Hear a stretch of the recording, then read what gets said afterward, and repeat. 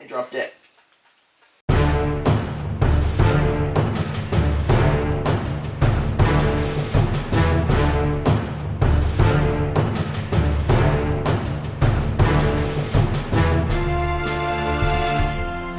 Now, back to the show.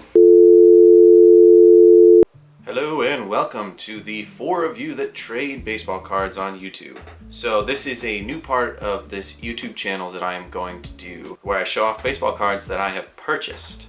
I collected baseball cards pretty hard in my early teenage years, really getting into it in 2007, 2008, 2010 and 11 were like the peak of me buying cards.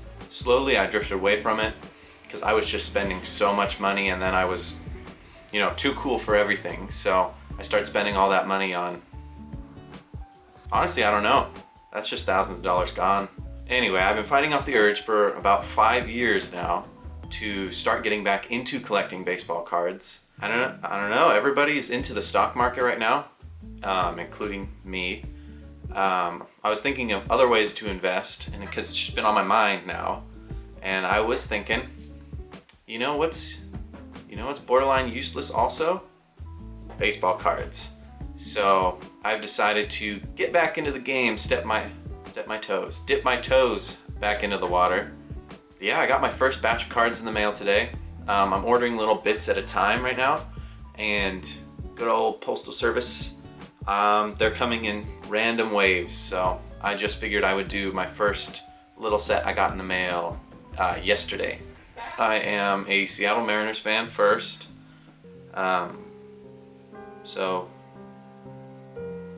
I'm loyal. I don't win a lot, but our stadium's really nice. If you haven't been to T-Mobile Park, Safeco Field, I think we're usually in the top 3 or 4 stadiums in the league. God, I miss going to games. So what I'm doing right now is I'm looking at a lot of rookie cards for some younger players, just to invest in some players that I foresee having a bright future, or bright enough to make a return on my investments, because I do intend on collecting these, keeping them for my collection, but also being able to buy, sell, and trade as I go along. So hopefully there's a community of you out there where this is a lot easier than me just going on eBay. Gotta pay for the stamps somehow.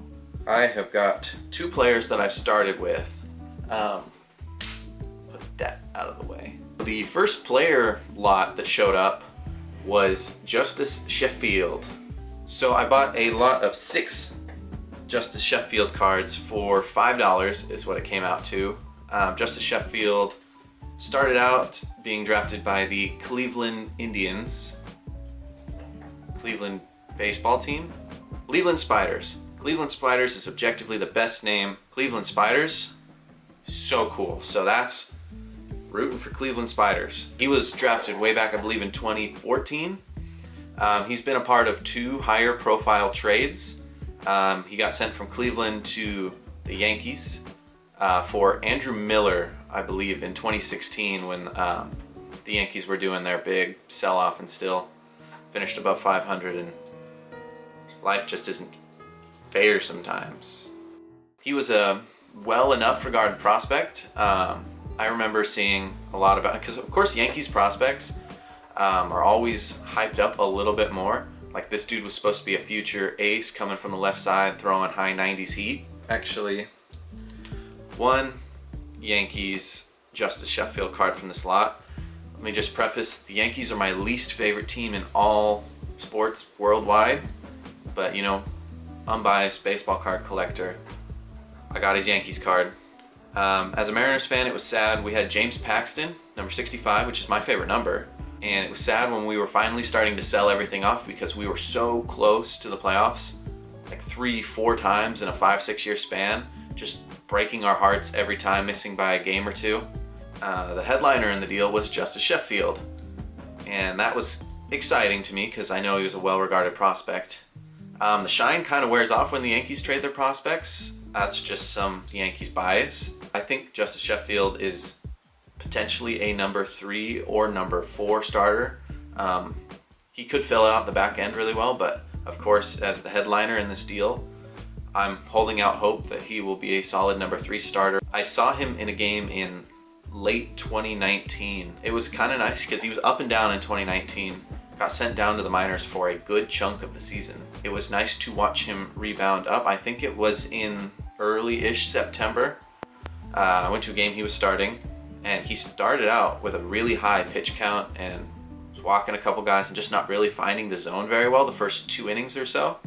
But it was nice to see him work through it because dude's still 24, I believe. I think he'll turn 25 in May. So he was 23 back when this was happening. Kind of see him work his way through it. I think he went 5 strong. I think he gave up 2 earned runs, struck out a handful. But it was really nice to watch him work his way through that.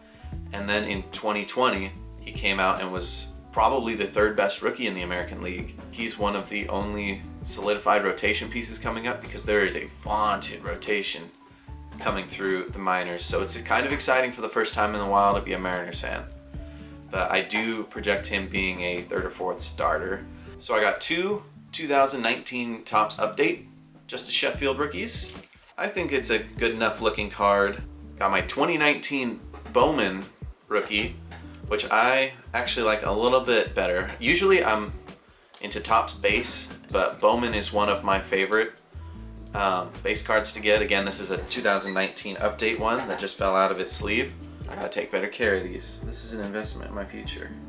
But I only got one of the 2019 Bowman, and it's a decent enough looking card. Not married to the idea of keeping this one for 15 years, but good looking card right now. And then my favorite of the Justus Sheffield cards I got in this lot, my 2019 Topps Heritage, which I will definitely be looking into more Topps Heritage for 2019 because these look nice. It's just the old school border. My dad was a huge baseball card collector in the 80s and 90s. I really love the 80s and 90s looks of some of these cards, mostly 80s, late 80s. Yeah, those are my favorite of the Justus Sheffield I got. All right, and hopefully I will buy bigger lots of cards going forward, or more will show up at the same time. But hopefully I'll do bigger bunches, but I only have 2 more cards remaining for this little update. I purchased the 2017 Kyle Lewis Bowman prospect and draft card. It's update mid-season. Actually got these for a really good deal. I got both of them for, after taxes, $1.61-ish, I believe. And I actually ended up getting both cards for nearly half the price that I was going to get one of them at. So Kyle Lewis, obviously 2020 AL Rookie of the Year. Again, trying not to be biased, but definitely the best rookie in the American League. Really went cold in September. He has a big looping swing because, again, let me go back to 2019. He's going to game so much. But 2019, when he had his cup of coffee at the end of the year, where he really just dominated and kind of put himself into the discussion for Rookie of the Year in the upcoming season. I think he's a 25 home run bat. As he enters his prime here, maybe 30. He'll find a gap somewhere. I expect him to hit more doubles than home runs in his career. But prove me wrong, that would be awesome. I watched him in, again, September 2019. I went to 2 games back-to-back. So I think it was Justus Sheffield the first day, and the second day I saw Kyle Lewis hit a home run 440 feet to straightaway center field. He kind of closed off some of the holes in it, but it is kind of a long swing, so watching strikeout numbers is going to be really important for him going forward. I'm not terribly worried about it now. If he can sit somewhere in the 20%, low 20s% strikeout rate, I would be okay with that the way he swings it. And his center field defense is way better than I thought it was. I figured with all the prospects coming up with Julio Rodriguez, Taylor Trammell, and Jared Kelenic, I figured he would get pushed to left field. But he really showed out in 2020. His glove, while marked, I think, around average, maybe a little above average, I did not expect it to be as good as it was, because everyone's going to point to the grand slam he robbed against the A's, which would have been so cool to see in person. I miss going to games. I miss going to games. But I'm actually very excited for him going forward, possibly as a center fielder. I think Kelenic will take over eventually. He'll debut at some point in 2021, barring some catastrophe. I expect probably by May or June. It is very exciting to have so many promising outfielders coming up at once. And not to forget about Mitch Haniger either. I'm hoping he's coming back strong, or at least even half of what he was in 2018, that is a really, really valuable bat to have in the lineup. And again, he's a really solid defender that can play any outfield position. But he's going to be the older guy, and Kyle Lewis, I believe, is already about to be 26. So watching those two kind of lead the way as we graduate all these outfielders from Double and Triple A. I'm actually looking forward to getting more Kyle Lewis cards going. I'm looking at lots and stuff, but if you try to win them in the middle of the day, it's kind of hard. Alright, thank you for sticking with me through my first little lot of baseball cards that showed up in the mail. Again, I've got another one coming soon. I will hopefully order some before I'm even done editing this video. Again, this is only meant to be one part of the channel to kind of just let me vent about wasting money on cards, trying to figure out, possibly from a small community here, what baseball cards people should be investing in, who people are excited about. I know I started with Mariners, but I'm going to be branching out all over the place. I'm just really looking forward to seeing what kind of cool cards are out there. Going forward on the channel, I'm definitely going to be making videos because I'm a big stats guy. So I'll be breaking down like all-time lists of players, I'll be breaking down players right now, or just trying to put things in historical context is one of my favorite things. Too often we look at traditional counting stats way too much, and it's just really hard to compare someone from 1970 to someone who debuted in 2012. Just kind of digging into it a little bit, giving comparisons about players, and just really showing that you don't need 3,000 hits or 600 home runs to be an all-time great of your era. That's the long-winded way to say that I'm really looking forward to starting to pump out some content and wasting money on baseball cards. Hello, it is me from the future, standing in my laundry room. The ending of the video got cut off, but I've already learned a lot the last couple days editing this video.